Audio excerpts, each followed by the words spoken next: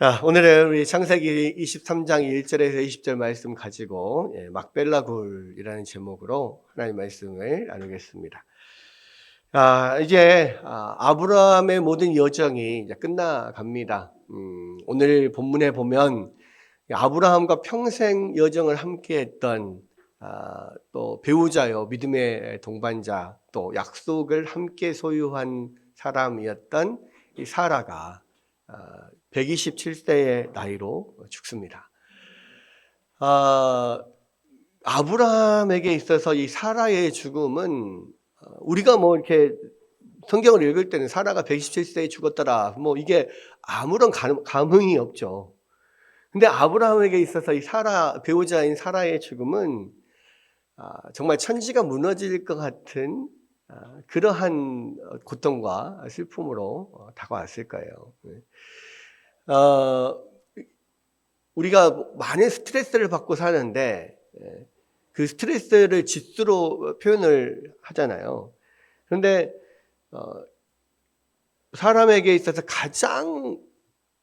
가장 힘든 그런 스트레스를 가장 많이 받는 것, 2위가 배우자와의 이혼이랍니다. 2위가 그리고 1위가 뭐냐면 배우자와의 사별이죠. 그러니까 부모가 돌아가시는 것과 자녀가 죽는 것보다 훨씬 더 큰 게 사실은 배우자의 죽음이라고 그렇게 이야기를 해요. 그러니까 그만큼 물론 가까운 사람들이 죽고 또 사별하여서 나를 떠나게 되고 하는 것이 참 슬픈 일이고 애통할 일인데, 그 중에서도 더 정말 큰 슬픔으로 다가오는 게 배우자의 죽음이라고 합니다. 그래서 그것을 사실 당해보지 않은 사람들은 잘 모르죠. 모든 게 그런 것 같습니다. 그러니까 이 세상에서 많은 슬픔 중에 가장 큰 슬픔이 사실은 사랑하는 사람과 헤어지는 거거든요. 사랑하는 사람과, 특히 사랑하는 사람의 죽음, 이것은 정말 큰 슬픔인데요. 제가 이제 아버지가 요즘 이제 암투병을 하시고 계시니까, 이제 암투병을 하고 계시니까, 암투병을 하는 분과 그 가족들이 얼마나 이게 참 힘든지, 또 여러 가지로 어려움들이 있는지, 뭐 이런 것들을 겪어보니까 알겠더라고요. 그래서, 그렇구나. 당연히 우리는 뭐 그런 마음 들잖아요. 요즘에 뭐 의학이 발달해가지고 암도 금방 나, 뭐 이런 식으로 생각하지만, 뭐 객관적으로 봤을 때는 그래요. 객관적인 데이터 그렇고 그렇지만 실제로 그러한 고통을 안고 있는 그런 사람들의 내면을, 또 사람들을 들여다보면 정말 쉽지 않구나, 뭐 이런 것들을 참 들여다봅니다. 그 마찬가지예요. 사랑하는 사람이 이 땅을 떠나는 것은, 사람이 죽는 것은 다 한 번씩 정해진 거잖아요. 그죠? 모든 사람들은, 이 땅에 태어난 모든 사람들은 반드시 죽습니다. 저도 죽고 여러분도 죽어요. 그렇죠? 그것은 변하지 않아요. 근데 그러한 것들을 우리의 삶에서 사랑하는 사람이 죽고 떠나는 이런 것들을 경험할 때 그러한 느끼는 그 고통, 또 애통함, 뭐 슬픔, 이런 거는 그러니까 그것을 겪어본 사람이 아니면 참 알지 못해요. 참 그런 것 같습니다. 그래서 그런 면들에 있어서 우리가 주변에 이제 그런 일들을 많이 당하는 사람들을 이렇게 보고 들으면서 우리가 장례에 참여하기도 하고 위로하기도 하지만, 직접 그것들을 겪었을 때와 또 옆에서 보는 건 정말 천지차이구나, 이런 것들을 많이 느껴요. 근데 아브라함 같은 경우는요, 이 사라라고 하는 배우자는 또 특별합니다. 지금 보면 127세에 사라가 죽었잖아요. 이 사라와 함께한 인생이 사실은 몇 살에 결혼했는지도 모르겠어요. 근데 옛날에는 지금보다 훨씬 더 빨리 결혼했을 거기 때문에 100년 이상을 아마 아브라함과 함께 살았을 거예요. 그죠? 게다가 아브라함이 갈대아 우르에서부터 부르심을 받았을 때, 그때 함께 그 부르심을 받고 함께 그 부르심의 인생을 살아온 세월이 그 이후로만 해도 62년이에요. 그러니까 아브라함이 75세 때 사라가 65세 때 부르심을 받았고 127세에 죽었으니까 62년을 그 부르심을 따라서 함께 지금 살아온 거죠. 그러니까 인생의 절반 이상을 그 아브라함을 부르신 부르심에 함께 살아왔던 그런 인생의 동반자, 동역자, 그게 바로 사라거든요. 사라는요, 다른 성경에 나오는 다른 어떤 여인하고 달라요. 왜 그러냐면 아브라함도 성경에 많은 인물들이 나오는데 아담의 후손으로서 그 약속을 이어가는 대표적인 한 모형으로서 등장하는 몇몇 중요한 사람들이 있다고 그랬잖아요. 그 중에 중요한 사람이 아브라함이고 다윗이고 모세고 이런 사람들이잖아요. 그러니까 아브라함도 굉장히 특별한데 이 사라도 굉장히 특별한 여인이에요. 특별히 여인 중에서는 아담과 하와만큼이나 아브라함과 사라는 거의 동등하게 하나님 앞에 부르심을 받았고 많은 여인들, 그 이후로도 아브라함의 아들 이삭의 아내 리브가 또 야곱의 아내인 레아와 라헬 많은 인물들이 나옵니다. 그런데요, 그 많은 여인들 중에서 믿음의 사람, 믿음의 조상으로, 그러니까 믿음의 어떤 대표적인 대명사로서 히브리서, 믿음장이라고 하는 히브리서에 등장하는 사람은요, 거의 사라가 유일하다고 할 만큼, 물론 뒤에 나오는 그런 기생 라합이라든지 이런 사람들 나오기는 합니다만은 이삭의 아내 리브가도 라헬이나 엘리야도 전혀 믿음의 부분에 있어서는 히브리서에 다뤄지지 않아요. 근데 사라의 믿음이 따로 다뤄져요. 그러니까 그만큼 믿음에 있어서 어떤 하나님의 약속을 받고 그 약속을 따라서 살아갔던 그러한 인물로서 아브라함만큼 중요한 게 사라거든요. 그러니까 사라가 죽은 것은 아브라함에게 있어서 굉장히 이게 큰 거고요. 정말 너무너무 슬픈 일이에요. 아브라함과 사라는요, 그 하나님의 부르심을 받은 이후에 모든 기쁨과 즐거움과 고난과 이런 모든 것을 함께 경험했고 또 함께 슬퍼했고 함께 기뻐했던 사람이에요. 여러분, 아브라함이 믿음이 연약하여져 있을 때 그때 가장 큰 피해를 보는 사람이 누굽니까? 사라예요, 사실은. 아브라함이 믿음이 약해지니까 사라가 피해를 봤거든요. 왜? 애굽으로 이동했을 때 애굽 사람들이 이 사라 때문에 자기를 죽일까 싶어가지고 사라를 자기 여동생이라고 속였다가 사라를 뺏길 뻔했잖아요. 그게 아비멜렉에게도 똑같은 일이 있었잖아요. 또 하나님의 약속을 받았는데 약속에 하나님께서 주시겠다고 하는 아들을 시간이 계속 지나도 주시질 않으니까 결국에는 믿음이 약해지고 또 사라의 권유를 통해서 그 종 하갈과 동침하고 이스마엘을 낳고 또 이스마엘 때문에 또 굉장히 그 집안이 어려워지고 결국 이 모든 어려움들을 함께 겪으면서 함께 고통을 당했던 사람이 사라예요. 또 물론 영광의 순간에도 함께 그 영광을 누렸던 사람도 사라죠. 근데 여러분 그러니까 아브라함에게 있어서는 이 믿음의 길을 걸어가는 데 있어서 사라만큼 의지되고 함께 할 수 있는 동역자가 없었단 말이에요. 그런데 그 어떤 자신의 정말 자신의 반쪽이 없어지는 겁니다. 그러니까 그 앞으로의 그 인생이 물론 하나님을 믿고 하나님의 약속을 믿고 나아가는 거지만 함께 걸어가다가 혼자 걸어간다는 것은 정말 힘든 일이거든요. 근데요, 아브라함은 사실은 그렇게 사라가 죽은 이후에 40년을 또 혼자 믿음으로 또 그 길을 걸어갑니다. 그래서 우리가 전체적으로 생각하면 혼자서 그 어려운 길을 걸어간다는 게 참 쉽지 않을 텐데 이제 그런 마음들이 있는데 나중에 보면은 이제 또 후처인 그두라가 또 들어오고 또 자녀들 또 이렇게 쭉 낳고 하면서 이제 그런 함께하는 사람들이 이렇게 점점 늘어나면서 하나님의 약속이 이루어지는 걸 보면서 이렇게 되는데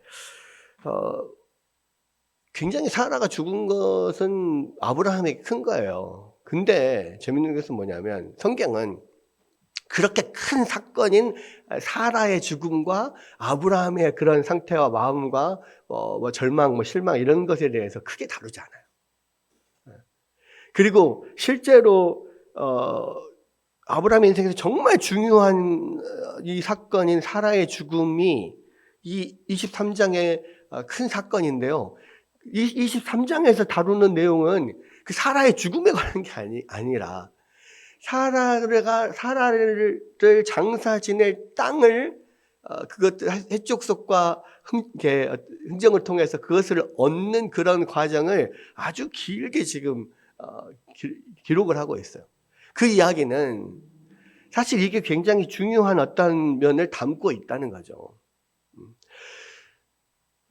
여러분 인생에서 어떤 삶에 사랑하는 사람의 죽음이라고 하는 큰 슬픔과 어려움들이 있습니다. 그런데 우리가 거기에만 머물러 있어서는 안 되는 거예요. 왜냐하면 한번 죽는 것은 사람에게 정해진 것이고 그 슬픔이 지대한 것은 정말 큰 것이지만 그럼에도 불구하고 우리는 그 슬픔 가운데서도 하나님께서 주시는 소망을 붙들어야 된다는 메시지가 그것을 더 바라봐야 된다고 하는 메시지가 사실은 23장 전체에 흐르고 있는 겁니다. 그래서 사실 사라의 죽음을 더 집중해서 조명하기보다는 사라의 죽음 이후에 그 사라를 장사 지낼 땅을 얻는 과정을 쭉 지금 장황하게 길게 이야기를 하고 있는데요.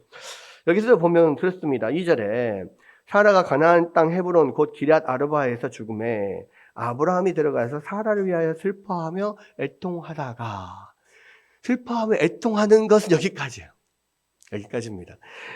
바로 이제 3절에서 그 시신 앞에서 일어나 나가서 해족속에게 말하여 이르되 이제는 이 사라를 장사할 그 땅을 얻기 위해서 이제 움직이는 면이 나오는데 4절 나는 당신들 중에 나그네요 거류하는 자이니 당신들 중에서 내게 매장할 소유주를 주어 내가 나의 죽은 자를 내 앞에서 내어다가 장사하게 하시오.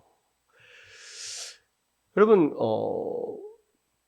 하나님이 아브라함과 사라를 갈대아 우르에서 데리고 나오셔서 떠나게 하셔서 그 하나님께서 주실 땅으로 인도하신 곳이 바로 가나안 땅입니다. 그래서 그 이후로도 몇 번이나 계속해서 하나님께서 이 땅이 바로 내가 너에게 줄 땅이다. 내가 너의 자손에게 줄 땅이다.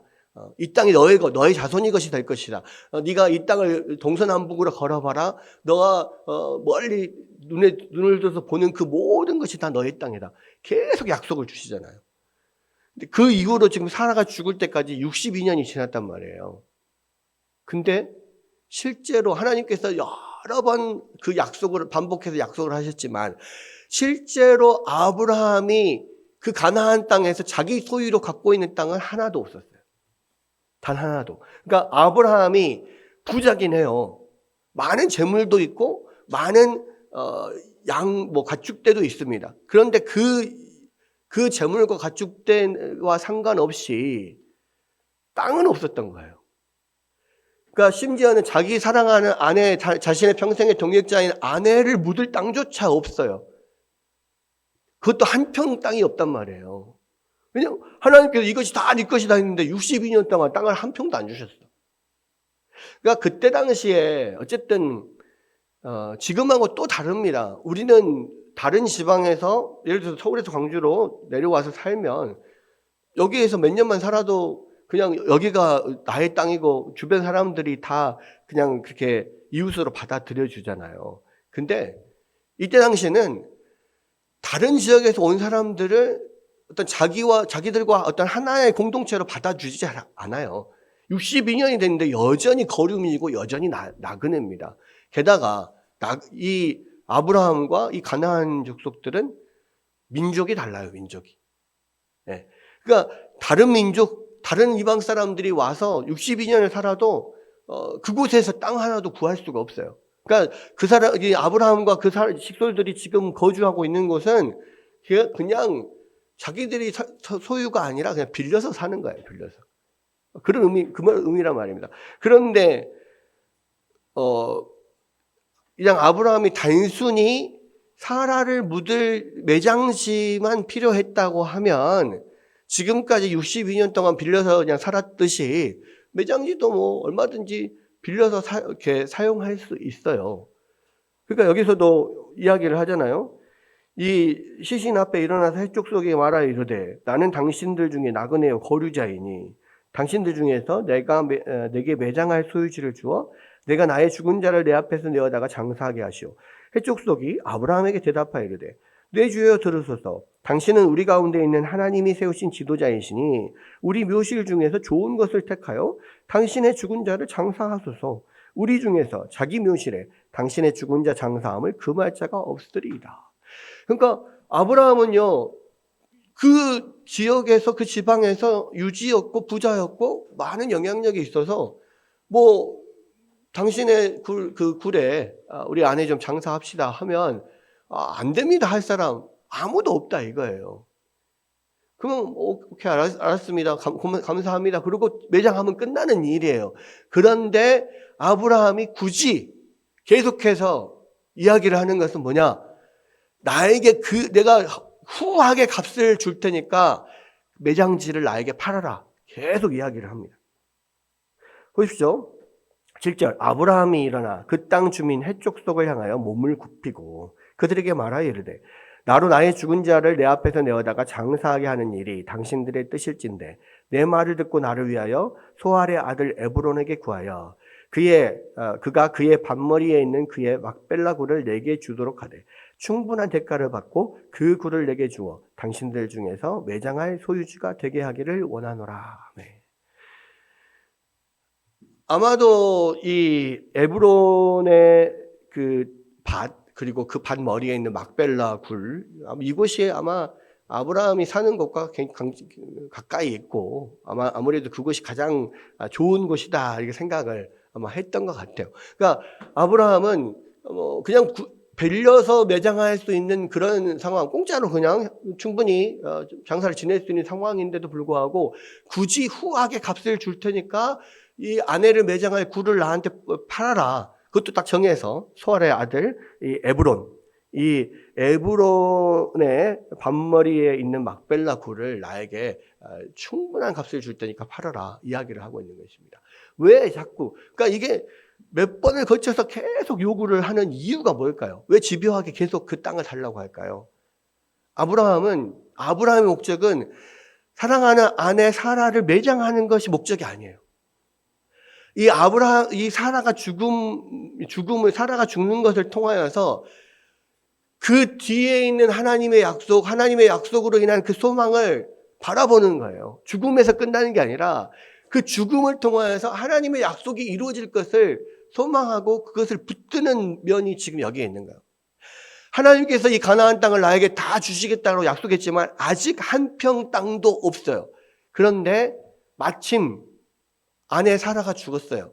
사라가 묻힐 땅을 그래서 여기에서 어떻게든 구입을 해서 이게 왜냐하면 62년 동안을 땅 한 평이 없었다는 것은 그 가나안 민족들이 땅을 파는 것을 꺼려했다는 거거든요. 이 민족들에게 나그네와 같은 아브라함에게 땅을 파는 것을 꺼려했다는 거거든요. 근데 이때는 아주 좋은 기회가 될 거라고 생각을 하고 이때를 빌어서 열심히 호소를 하는 거죠. 그래서 이 하나님께서 약속하신 이 땅, 지금까지는 구두로만 하나님의 약속으로만 이것이 다 나의 후손이 될 것이 될 것이고 내 것이 될 거다 약속을 받았지만 이제 실제로 그 땅을 소유하는 이 일을 하고 싶은 거예요. 그리고 이것이 비단 아브라함을 위해서만이 아니에요. 왜냐하면 계속 말로만 약속을 계속 받는데도 불구하고 아들 이삭을 낳고 이스마엘을 낳고 뭐 이런 가운데 있어서도 전혀 땅이 나에게 한 평도 주어지지 않은 상황이잖아요. 그렇다면 이게 계속되면 자기의 믿음은 죽을 때까지 약해지지 않을지 몰라도 그 아들과 그 자손들에게 그 약속이 계속 전달이 된다고 해도 실물 증거가 없으면은 그 약속은 희미해질 수밖에 없고 믿음은 약해질 수밖에 없거든요. 그렇잖아요. 우리가 뭐 한 10년, 20년만 약속이 이루어지지 않아도 그렇게 흔들리는 믿음들인데 아브라함조차도 사실 그랬는데 그 이후의 후손들은 약속만 있고 몇백 년 동안 땅 한 평의 땅도 소유할 수 없다? 그러면 이 믿음이 이어갈 수 없거든요. 그러니까 아브라함은 이번 기회에 하나님이 약속하신 그 땅의 일부를 보증금처럼 이것이 하나의 우리에게 주시겠다고 약속의 증표다. 이것을 남기고 싶었던 거죠. 그러니까 계속해서 요구를 합니다. 충분한 대가를 줄 테니까 이 매장한 굴, 막벨라 굴을 나한테 팔아라. 이야기를 해요. 헷 족속들에게 많은 족속들 앞에서 지금 그것을 지금 추진을 하는 겁니다. 자, 10절에 보면 에브론이 헷족속 중에 앉아 있다가 그가 헷족속 곧 성문에 들어온 모든 자가 듣는 데서 아브라함에게 대답하여 이르되 내 주여 그리 마시고 내 말을 들으소서. 내가 그 밭을 당신에게 드리고 그 속에 굴도 내가 당신에게 드리되 내가 내 동족 앞에서 당신에게 드리오니 당신의 죽은 자를 장사하소서. 자, 이 에브론의 말을 들으면 아브라함에게 굉장히 호의를 베푸는 것 같잖아요. 근데 사실은요, 이게 호의를 베푸는 게 아니라 아브라함에게 지금 덤태기를 씌우고 있는 겁니다. 사실은 바가지를 씌우고 있는 거예요. 왜 그러냐면 그러니까 공짜로 다 줄 테니까 장사하십시오 막 이렇게 이야기를 하지만 아까 이야기한 것처럼 실제로 아브라함의 소유로 정확한 값을 주고 사면 지금으로 말하면 그걸 사서 소유권 이전이 되고 등기를 하지 않은 이상은 그 땅이 등기가 지금 에브론의 땅으로 되어 있잖아요. 그러면 나중에 지금은 마음이 좋아서 당신의 아내를 여기 매장하십시오 했지만 나중에 마음이 바뀌어가지고 우리 땅에서 데리고 나가십시오 뭐 이렇게 할 수 있거든요. 그러니까 소유권 이전이 안 되고 그 땅이 아브라함의 소유로 확정되지 않는 한 이것은 내 땅이 아닌가요? 지금은 호의로 이것을 사용할 수 있지만 호의가 끝나면 사용하지 못하는 거예요. 근데 여기서 에브론이 계속 호의를 베푸는 것 같지만 사실 덤태기를 씌우고 있다는 것은 어떻게 하냐면 아브라함이 요구하는 것은 막벨라 그 굴 하나만 요구했어요. 근데 에브론이 뭐라고 해요? 제가 그 밭이 있는 그 굴이 있는 그 밭 전체를 다 드리겠습니다. 이 말을 하는 것은 뭐냐? 굴만 사지 말고 밭도 사라 이 말이에요. 그러니까 이제 그런 속내를 가지고 지금 이야기를 하고 있는 겁니다. 그러니까요, 아브라함이 이에 그 땅의 백성 앞에서 몸을 굽히고 그 땅의 백성이 듣는 데서 에브론에게 말하여 이르되 당신이 합당히 여기면 청하건대 내 말을 들으시오. 내가 그 밭값을 당신에게 주리니 당신은 내게서 받으시오. 내가 나의 죽은 자를 거기 장사하겠노라. 오케이, 밭도 사겠습니다. 오케이, 네가 밭도 팔기를 원한다면 내가 밭도 사겠습니다. 그런데 보십시오. 에브론이 아브라함에게 대답하여 이르되 내 주여 내 말을 들으소서. 땅값은 은 400세겔이나 그것이 나와 당신 사이에 무슨 문제가 되리까? 당신의 죽은 자를 장사하소서. 땅값은 400세겔인데요. 필요 없어요. 그냥 공짜로 드릴 테니까 이거 살아 장사하십시오. 이렇게 이야기했단 말이에요. 근데 여러분, 이 땅값은 400세겔이다. 이거는 사실은요, 굉장히 엄청난 바가지를 씌운 거예요. 왜 그러냐면, 지금 이때가 이제 BC 한 2000년 정도 됐거든요. 근데 이제 나중에 에레미야 시대가, 이 BC 586년에 예루살렘이 망할 때거든요. 그럼 BC 2000년과 BC 586년을 생각하면 1500년의 차이가 있잖아요. 근데 그때 에레미야에게 하나님께서 명령하셔서 그 친척의 밭을 사게 합니다. 그 밭을 왜 사게 하냐면 예루살렘이 이스라엘이 멸망당할 거라고 하나님께서 예언을 하셨어요. 에레미야를 통해서 예언하게 하셨어. 그러면 이 이스라엘이 완전히 멸망당하는 그 날이 곧 다가오고 있는데 망한 나라의 땅을 사서 뭐해? 망한 나라의 땅을 사서 살 필요가 없잖아요. 근데 곧 망할 나라의 땅을 사라는 거예요. 왜 사라고 합니까? 하나님이 그 땅을 다시 회복시킬 거라고 하는 어떤 증표로 사라는 거예요. 근데 재밌는 것은 뭐냐면 그 땅을 살 때 그 땅의 크기가 뭐 얼마나 되는지 몰라요.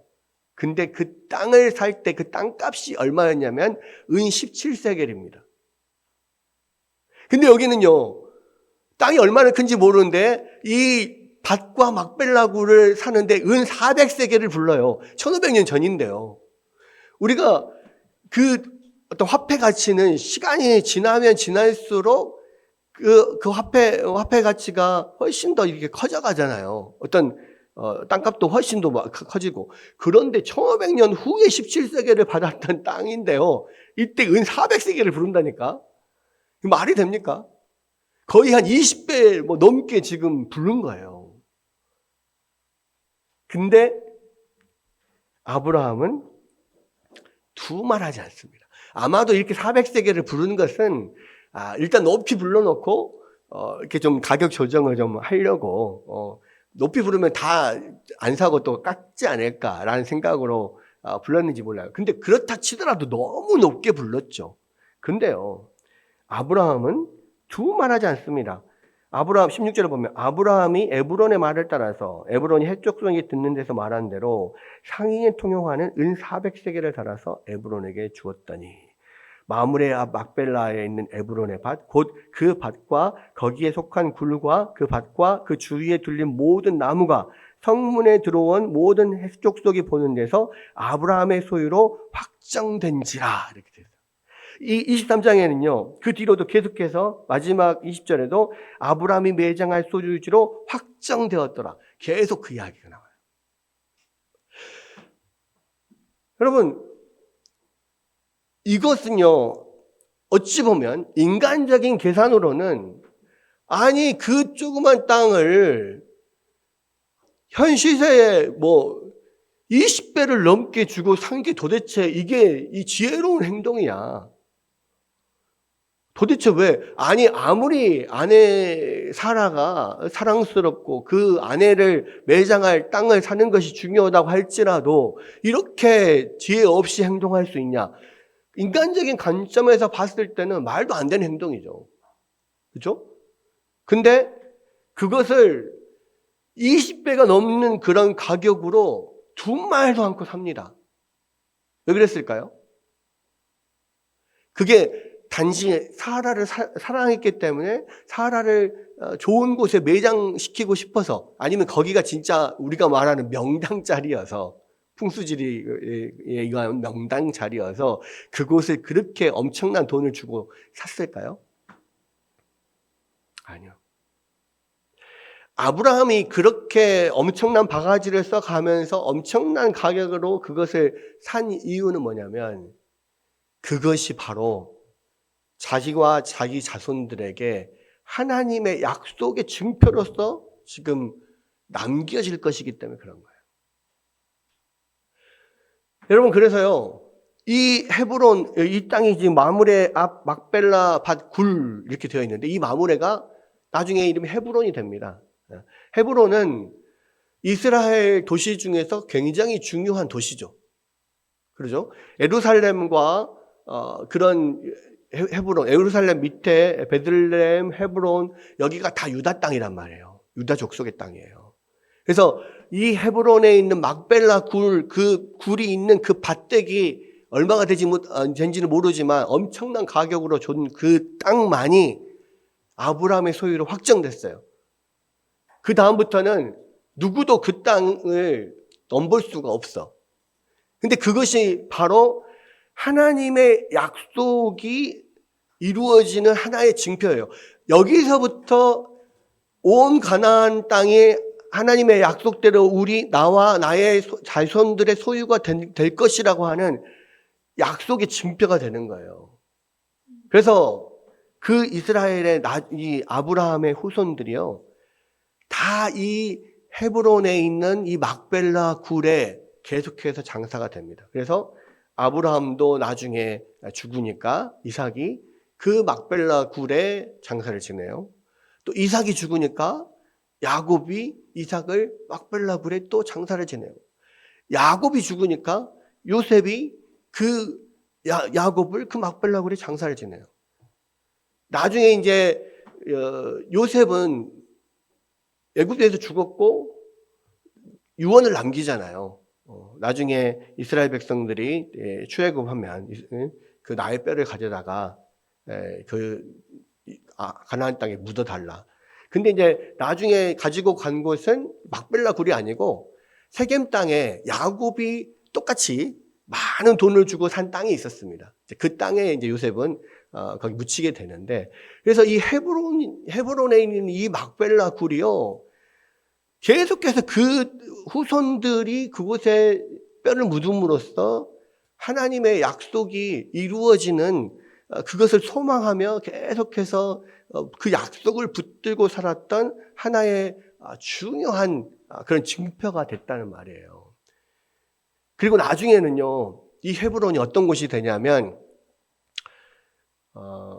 이스라엘 백성들이 출애굽해서 이제 여호수아와 함께 그 가나안 땅으로 처음 들어올 때, 들어오기 전에 12 정탐꾼을 가나안 땅으로 보내잖아요. 그 중에서 10명의 정탐꾼은 아이고 저기는 엄청 거인들도 많고 안악자손들도 많고 너무 성이 견고하고 우리 못 들어갑니다 막 했을 때, 2명의 정탐꾼만은 아닙니다, 저곳은 하나님이 우리 가운데 약속하신 곳이니 우리의 밥입니다 주장을 하고 저곳에 들어가자 했던 사람이 있잖아요. 누구와 누구죠? 두 사람이? 네, 여호수아와 갈렙. 그렇죠. 그 중에서 갈렙이 유다 자손이에요. 유다 대표였단 말이에요. 그 여호수아와 갈렙이 갔던 곳이 어디냐면 헤브론이었어요. 그 헤브론에 가서 아마도, 그러니까 왜 여호수아와 갈렙이 그렇게 확신을 가지고 이곳은 하나님이 우리에게 주신 약속의 땅입니다, 우리 밥입니다, 이길 수 있습니다 라고 했을까?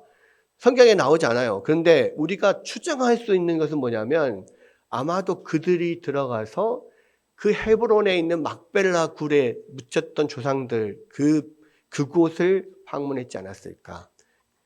라는 추정을 합니다, 많은 신학자들이. 그리고 그것을 통하여서 하나님이 우리에게 주신 약속을 반드시 이룰 증표를 보고 믿음을 갖고 그렇게 주장을 했을 거다, 그렇게 이야기를 할 수 있어요. 그러니까 가나안 땅, 물론 이제 그때는 여호수아와 갈렙의 말을 듣지 않고 믿음 없는 10명의 정탐꾼의 말을 들어서 결국에는 40년 동안 방황을 광야에서 하게 됐지만, 그러나 이 헤브론이라고 하는 곳이 아브라함이 그렇게 바가지를 써가면서 그런 구입했던 그곳이 그 후손들에게도 하나님의 약속을 되새기고 굳게 붙잡을 수 있는 하나의 증표가 됐단 말이에요. 그리고 나중에 그 헤브론은 어떤 곳이 됩니까? 하나님께서 또 약속하신 그 약속의 자녀로서 또는 어떤 약속의 그 후손으로 모형으로서 중요하게 등장하는 다윗, 유다 자손 다윗이 유다의 왕으로 등극한 장소가 헤브론이에요. 그래서 이 헤브론은요,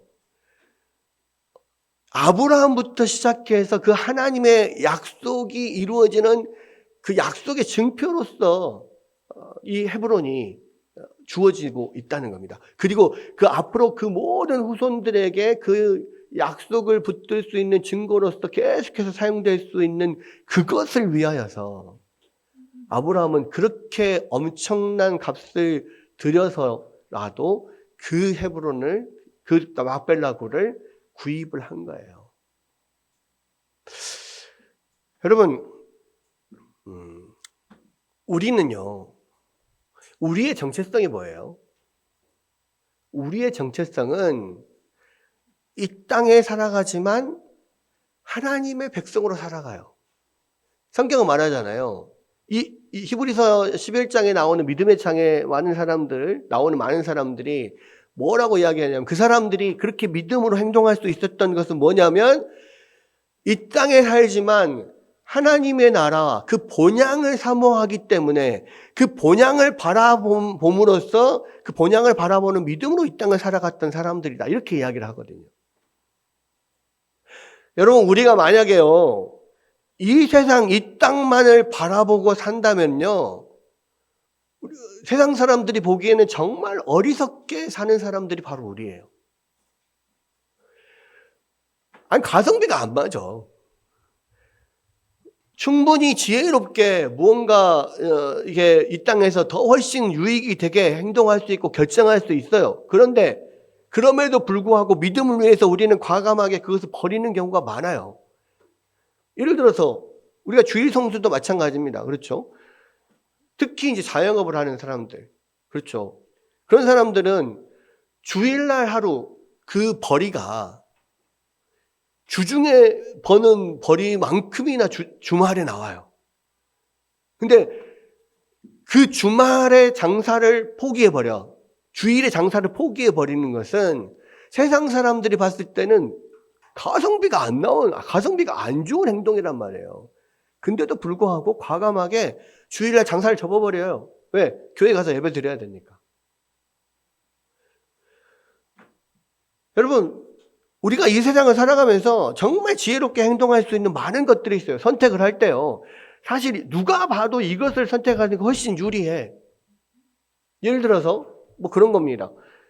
뭐 연휴도 있으면 징검다리 연휴가 있으면 그 사이에 있는 연휴를 내가 쓰는 것이 훨씬 더 이익이에요. 예를 들어서. 근데 많은 크리스찬들이 내가 그러한 징검다리 연휴를 쉬어서 이렇게 길게 연휴를 가져가는 것들을 포기하는 경우들이 있어요. 다른 사람들에게 양보하는 경우들이 있어요. 왜? 그 대신 나는 주일날 쉬겠다. 왜? 교회를 가야 되니까. 너네들이 더 유리한 대로 골라라. 그러나 나는 주일날은 좀 빼다오. 이렇게 이야기를 하는 경우가 많아요. 근데 약간 그런 것들이 사실은 별로 그렇게 지혜로운 행동이 아니에요. 가성비가 안 맞아. 그럼에도 불구하고 우리가 그렇게 하는 이유는 뭐냐면 우리가 바라보는 소망이 이 땅에 있지 않기 때문에 그래요. 하늘나라에 있고 하나님과 함께하는 그 약속의 땅을 바라보니까 그 하나님과 함께하는 그 천국에 들어가서 하나님께 칭찬받고 하나님과 함께 동행하기를 원하고, 또 우리가 아직 천국에 들어가지 않았지만 여전히 이 땅에서 주님과 함께 동행하며 산단 말이에요. 그러면 그 주님과 함께 동행하기 위해서 세상에 내가 더 유리하고 더 정말 좋은 것을 선택할 수 있음에도 불구하고 그것을 거절하고 주님을 선택하는 그 면이 많이 있거든요. 근데 왜 그렇습니까? 왜 그렇게 어리석은 행동을 하겠어요? 아브라함이 왜 이렇게 어리석은 행동을 하겠습니까? 지금 이 땅에 소망을 둔 게 아니라 하나님의 나라에 소망을 두고 하나님의 약속이 이루어질 것을 바라보기 때문에 그래요. 그것이 믿음의 삶이라는 겁니다. 여러분, 그런데 결국은 우리의 인생이 마지막 인정받고 우리의 인생이 마지막 결산을 하게 되는 것은 하나님 앞에서란 말이에요. 이 땅에서 열심히 경주해서 이 땅에서 1등이 되는 것은 사실은 하나님 앞에서 결산서에 이 땅의 수상 내역, 이 땅에서 많은 부자였고 공부를 1등을 했고 이 땅에서 많은 뭔가를 했고 많은 업적을 남겼고, 그 수상 내역은요 하나님 앞에 결산해서 빵점이에요. 이 땅에서 했던 모든 공적은요 하나님 앞에서 하나도 점수를 얻지 못한단 말이에요. 하나님 앞에서 점수를 얻는 것은 뭐예요? 네가 이 땅에서 아브라함처럼 나고네로 그렇게 살면서 천국을 바라보며 소망하며 그렇게 살았구나. 그 천국을 바라보며 내가 포기했던 그런 것들이 점수로 가산이 되는 것이지, 이 땅에서 뭔가를 이루었던 것이 점수로 가산이 되는 게 아니란 말이에요. 요즘에 이제 수능 한 달도 안 남았잖아요. 다 학교별로 나름대로 지원을 하잖아요. 그러면 학교별로 지원을 할 때 그 학교에서 필요한 점수가 있어요. 그 학교에서 필요한 점수를 잘 맞는 것이 중요한 것이지, 그 학교에서 필요한 점수가 아닌 다른 것을 잘 맞는 것은 그 학교를 들어가는데 아무런 소용이 없다고. 이 학교에서 이과는 국어 100점 맞는 것을 국어 점수를 크게 여기는데, 수학 아무리 100점 맞아봐야 국어 점수 50점이면 못 들어간다고요. 그러니까 심사관이 누구고 그것을 성적을 평가하고 매기는 사람이 누구냐에 따라서, 어떤 기준을 갖고 있느냐에 따라서 점수가 산정이 되는 거잖아요. 근데 우리가 마지막 하나님 앞에 우리 인생의 점수를 평가를 받는 것은요, 하나님의 기준으로 하나님께서 하시는 건데, 그 기준은 뭐냐면 저 천국을 바라보며 네가 이 땅에서 살아왔느냐예요. 저 천국의 소망을 두고 이 땅에서 얼마만큼 포기했냐예요. 그것이 점수가 되는 거예요. 근데 당장 이 땅에서 내가 잘 먹고 잘 살기 위해서 천국을 포기하고 이 땅에서 그냥 내가 편안하게 살 것을 선택하면요, 결국은 계속 감점이 되는 거예요. 천국에서는 아무런 소망이 없어요. 그런 사람들이 천국에 갈지도 모르겠어요. 여러분, 하나님의 백성들은요, 하나님의 백성들에게 가장 중요한 것은 뭐냐면요, 주님을 사랑하고 하나님을 사랑하는 마음이에요. 그 하나님을 사랑하는 마음이 없으면 그 하나님을 향한 그런 일들도 하지 못해요. 천국을 소망하고 천국을 사랑하는 마음이 없으면 이 땅에서 과감하게 버리고 손해보는 것 못한단 말이에요. 그것만이 사실은 우리의 마음을 드러내 보여주는 거예요. 하나님께서 말씀하신 계명을, 하나님께서 말씀하신 내용들을 얼마나 마음에 담고 기쁨으로 순종하고 따르고 하느냐, 이런 면들을 통해서 사실은 우리가 우리의 마음을 확인하는 거예요. 여러분, 생일이 됐어요. 누군가 사랑하는 사람이 생일이 됐어요. 사랑하는 마음이 중요하지 무슨 선물이 중요합니까? 아니요. 사랑하는 마음이 있어야 선물도 많이 해요.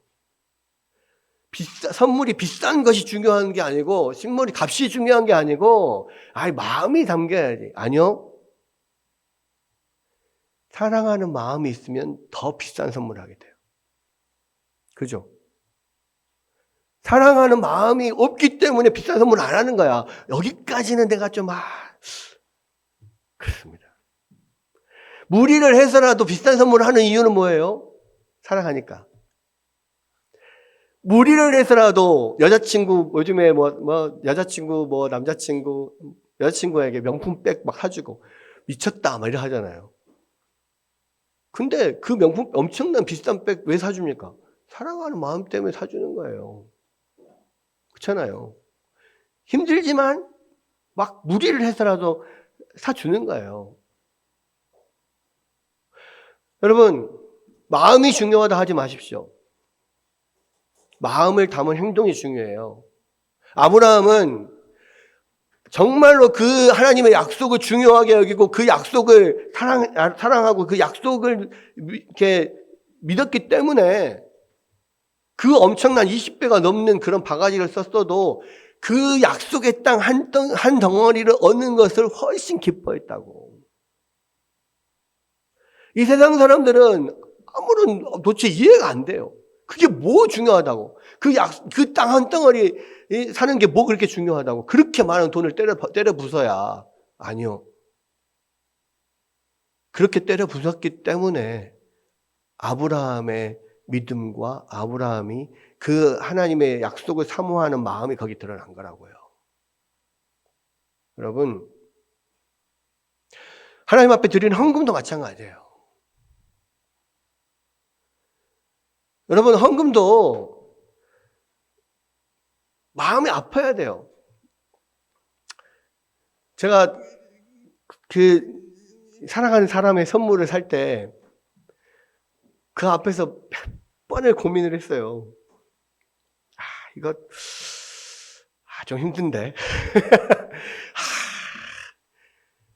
그렇지만 계속 그 앞에서 그래도 이걸 사주야, 이걸 사자.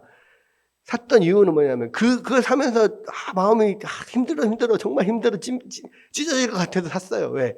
그 가격보다 사랑하는 마음이 더 크니까. 여러분, 헌금도요, 하나님 앞에 드리는 헌금도요, 사랑하는 마음으로 드려요. 사랑하는 마음으로 드리려면요, 그 헌금 낼 때 뭔가 좀 손도 떨리고 마음이 찢어져야 돼요.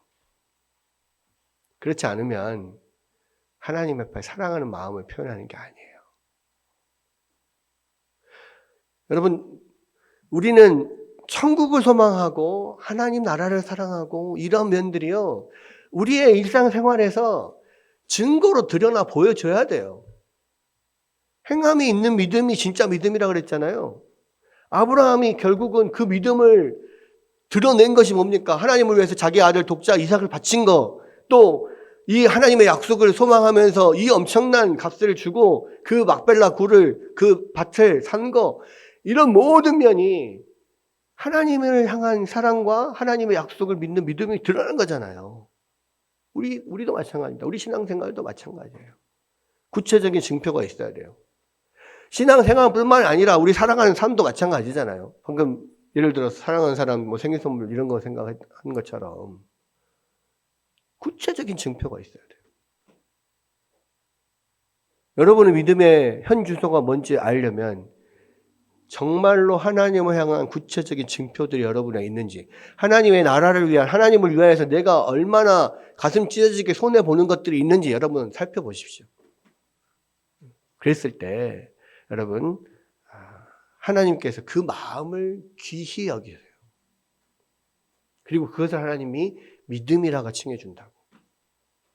오늘 말씀을 통해서 다시 한번 하나님 나라 천국을 향한 소망이 어느 정도 되며 내가 하나님을 얼마나 사랑하는가, 내가 그렇게 신앙생활 하면서 하나님을 향한 사랑, 또 이런 천국의 소망, 이것이 어떻게 드러나는 증표더라, 그 증표가 있는가 다시 한번 생각하면서 다시 한번 우리의 믿음을 바로잡고 하나님 앞에 더욱더 나아가는 여러분 되시기를 주의 이름으로 축원합니다.